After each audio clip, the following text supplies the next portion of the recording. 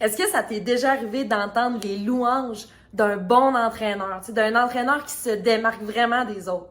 Est-ce que tu te questionnes à savoir comment cet entraîneur-là se démarque des autres?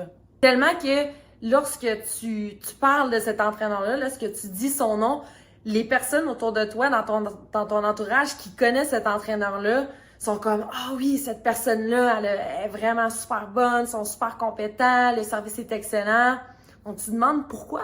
Si tu cherches toi aussi ce que les meilleurs entraîneurs font différemment, dans cette vidéo, je te partage en quoi ça consiste et comment ça peut impacter la satisfaction de leur clientèle. Je m'appelle Alexandra Gendron, je suis kinésiologue, entraîneur personnel et propriétaire de ma compagnie d'entraînement privé AGKIN. Je totalise plus de 12 ans dans le domaine et j'ai été mentorée pendant plus de 5 ans.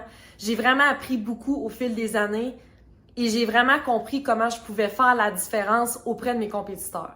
Ma mission est d'élever ton plein potentiel et te permettre de pouvoir rester actif le plus longtemps possible. Évidemment, les critères de base d'un bon entraîneur, ce qu'on entend souvent, c'est bon, l'entraîneur est compétent, il est qualifié, il a de l'expérience. Et on veut aussi que notre entraîneur ait des bonnes capacités, des bonnes compétences pour bien communiquer avec nous et vulgariser aussi l'information. Donc là, tu vas me dire, mais c'est quoi la chose? Qu'est-ce qui fait en sorte qu'un bon entraîneur se différencie des autres? Ce qui va faire la grosse différence, tu vas peut-être pas t'attendre à ça, mais c'est même pas par rapport à l'entraînement. C'est ce qui est fait en dehors des entraînements. Donc, c'est tout l'encadrement et le suivi à l'extérieur des séances d'entraînement privé, à l'extérieur des entraînements qu'on fait avec le client. Ce qu'on veut, là, c'est avoir un entraîneur, tout d'abord, qui est organisé. On veut un entraîneur qui est accessible. Je dirais même très accessible, surtout dans le domaine de l'entraînement privé, où est-ce que, oui, l'approche est personnalisée au niveau de l'entraînement, mais tant qu'à moi, elle devrait être personnalisée aussi au niveau des suivis puis de l'encadrement, de toute la structure autour de la prise en charge du client. C'est important aussi d'avoir un suivi récurrent avec le client. Un point majeur, c'est les suivis récurrents, réguliers avec la clientèle. Je vais te donner 2 exemples par rapport à ça. Le premier exemple, c'est durant la période du confinement, donc du COVID qui a eu lieu en 2020. J'ai vraiment voulu garder ma clientèle, faire des suivis très, très serrés avec eux pour les garder motivés, pour les garder actifs aussi durant le confinement. Donc, à l'été 2020, j'ai envoyé un message vidéo personnalisé à chaque personne, essayant de les motiver, lui disant « Écoute, il fait beau dehors, sors dehors, j'espère que tu t'es entraîné aujourd'hui. » Ça, c'est quelque chose qui a vraiment fait la différence et c'est pourquoi les gens ont continué après le confinement, ont continué à venir chez nous, à s'entraîner chez nous parce qu'ils ont ressenti le fait qu'on voulait vraiment les aider puis qu'on avait vraiment de l'intérêt pour eux, pas juste dans le gym. Le deuxième exemple que je vais te donner, c'est comment je procède chez AGKIN. Au sein de mon équipe actuellement, puis maintenant j'ai un rôle un petit peu plus de gestion. J'ai les yeux un petit peu sur tout. Je m'assure que tout se déroule bien au local, que les clients sont bien pris en charge par les entraîneurs.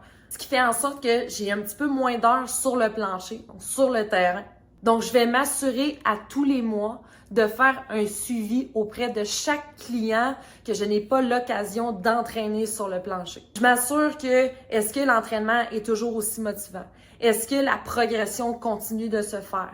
Est-ce qu'un client qui est blessé, il y a une progression au niveau de sa guérison, de sa réadaptation? Est-ce que la relation avec l'entraîneur est toujours aussi bonne?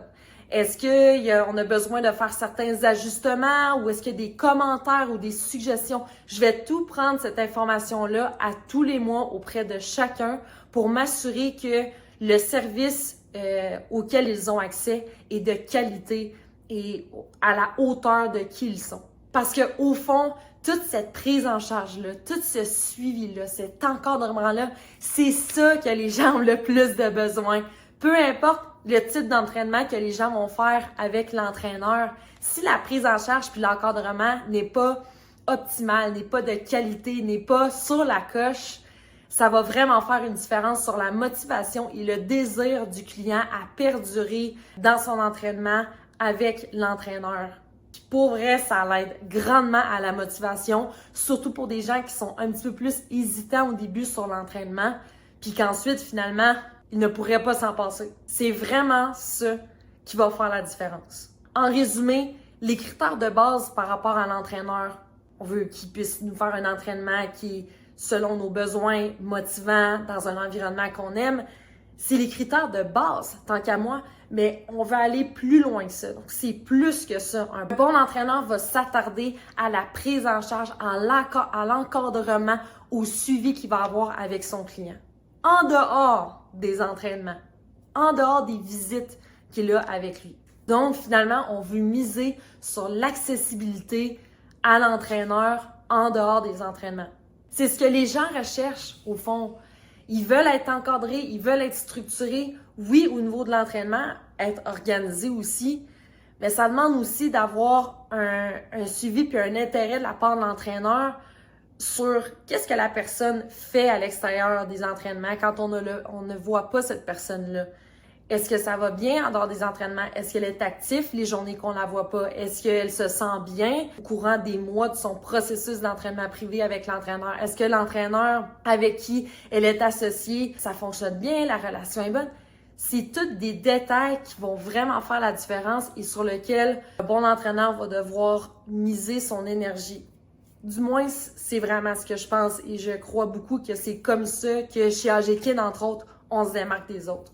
Je t'invite à aimer et partager la vidéo si tu penses qu'il y aurait d'autres personnes comme toi qui seraient intéressées à savoir qu'est-ce qui différencie les bons entraîneurs à travers tous les noms que tu peux entendre, les compagnies ou les entraîneurs privés de ce monde, pour pouvoir principalement aussi être en mesure de choisir la bonne personne qui va t'assurer de t'aider vraiment. Dans le descriptif du vidéo aussi, je t'ai mis un lien pour notre guide gratuit qui s'intitule « Les 10 trucs ultimes pour rester actif longtemps ».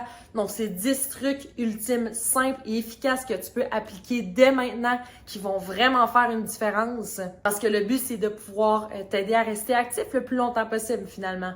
Je te remercie beaucoup. On se dit à la prochaine. Salut, bye!